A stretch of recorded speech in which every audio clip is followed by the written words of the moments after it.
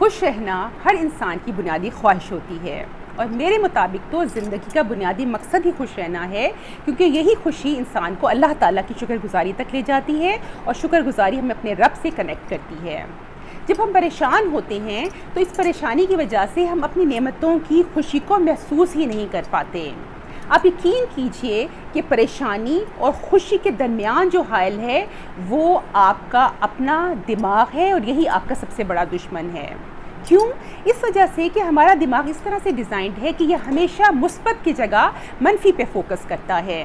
اگر ہماری زندگی میں کوئی پریشانی چل رہی ہے تو وہ ہماری زندگی کی ایک ایسی تصویر بنا کر ہمارے سامنے پیش کرتا ہے جس میں کہ وہ پریشانی میگنیفائی ہو کر اتنی بڑی ہو جاتی ہے، اور جو ہماری نعمتیں ہوتی ہیں وہ اس تصویر میں پیچھے کہیں چھپ سی جاتی ہیں بلر ہو کر۔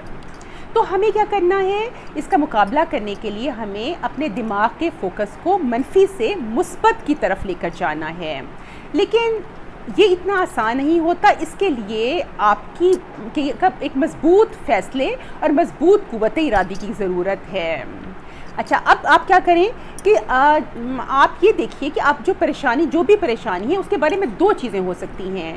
یا تو اس پریشانی کو آپ فوراً حل کر سکتے ہیں، یا پھر اس پریشانی کا فوری کوئی حل آپ کے پاس نہیں ہوتا، صرف سوچیں ہی ہوتی ہیں، اور زیادہ چانس یہی ہے کہ اس پریشانی کا کوئی فوری حل آپ کے پاس نہیں ہے۔ اسی وجہ سے تو وہ پریشانی کی تھاٹس جو ہیں، وہ خیالات بار بار آپ کے ذہن میں آ رہے ہیں۔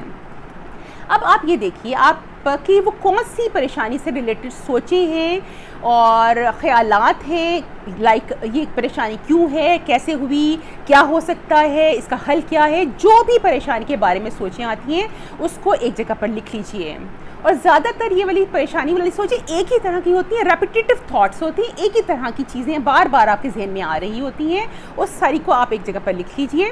اس کے بعد آپ یہ فیصلہ کر لیجئے کہ جو بھی پریشانی ہے اس کے بارے میں ابھی میں کچھ کر نہیں سکتا، تو اس کا بار بار سوچ کر میں بیمار کیوں ہوں، میں اس طرح سے بیمار ہو جاؤں گا، مجھے خوش رہنا ہے، مجھے اس پریشانی سے نجات چاہیے۔ جب آپ یہ فیصلہ کر لیں تو جب بھی وہ پریشانی والی بات آپ کے ذہن میں آئے تو آپ نے اس پر سے اپنی اٹینشن ہٹانی ہے۔ اس پر سے اٹینشن ہٹانے کا یہ طریقہ ہے کہ جیسے ہی پریشانی کی سوچ آپ کے ذہن میں آئی، آپ کچھ لمبے گہرے سانس لیں اس انٹینشن کے ساتھ کہ وہ پریشانی آپ کے ذہن سے نکل جائے۔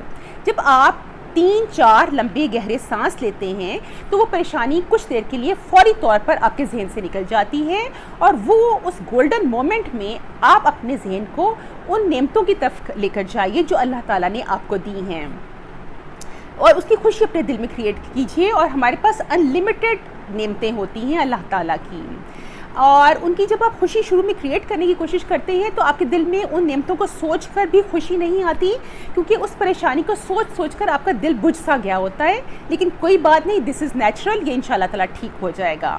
اچھا، ان نعمتوں کے علاوہ آپ ایک اور کام کیجئے کہ ایک آپ امیجنیٹو لائف کریٹ کیجئے اپنے ذہن میں، یعنی کہ وہ زندگی جو آپ کے مطابق پرفیکٹ زندگی ہے آپ کے لیے، اور اس زندگی میں، اس امیجنیٹو زندگی میں کچھ لمحات گزاریے، اور یہی دو کام آپ بار بار کرتے رہیے۔ کیوں بار بار کیجئے؟ کیونکہ یہ بار بار کام آپ کو کرنے پڑیں گے۔ بار بار کیوں کرنے پڑیں گے؟ کیونکہ ابھی وہ پریشانی والی سوچ بار بار آپ کے ذہن میں آئے گی، اور بار بار آپ کو اپنا فیصلہ یاد دلانا ہوگا کہ یہ وہی باتیں جو میں سوچ چکا ہوں، اور مجھے بیمار نہیں ہونا، مجھے خوش رہنا ہے۔ لمبے سانس لے کر اس کو اپنی پریشانی والی تھاٹ کو اپنے ذہن سے نکالنا ہوگا، اور انہی دو چیزوں کے بارے میں سوچنا ہوگا، اپنی نعمتوں کو اور ایک امیجنیٹو پرفیکٹ لائف کے بارے میں۔ جب کچھ عرصہ آپ اس کو بار بار کرتے رہیں گے اس طرح سے انشاءاللہ، تو آپ دیکھیے گا کہ وہی نعمتیں اب آپ کی زندگی میں میگنیفائی ہو جائیں گی، ان نعمتوں کی حقیقی خوشی آپ اپنے دل میں محسوس کرنا شروع ہو جائیں گے انشاءاللہ تعالیٰ۔ اور وہ جو پریشانی والی بات تھی وہ چھوٹا ہوتے ہوتے اگر نہیں بھی ختم ہوتی تو وہ اتنی چھوٹی ہو جائے گی کہ وہ پریشانی اب آپ کو پریشان نہیں کرے گی۔